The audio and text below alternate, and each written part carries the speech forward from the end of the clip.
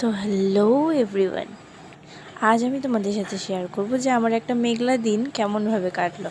আর দেখতেই পাচ্ছ আমি এখন স্কুল ড্রেস পরে আছি, কারণ আমার সকাল সকাল স্কুল ছিল।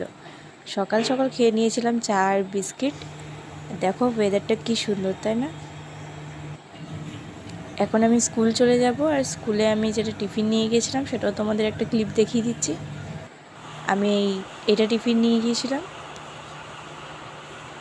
অ্যান্ড দেন আমি স্কুল থেকে এসে স্নান করে একটু রেস্ট করছিলাম।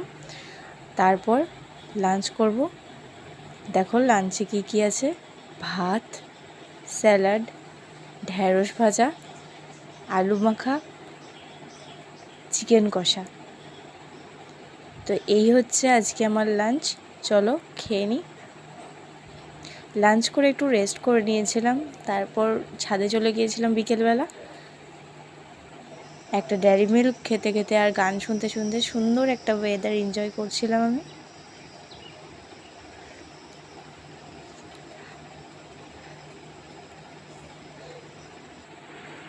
এটা হচ্ছে আমার রাতের ডিনার: রুটি, চিকেন অ্যান্ড স্যালাড। চলো দেখা হচ্ছে নেক্সট মিনিট ব্লগে। ততক্ষণের জন্য টাটা।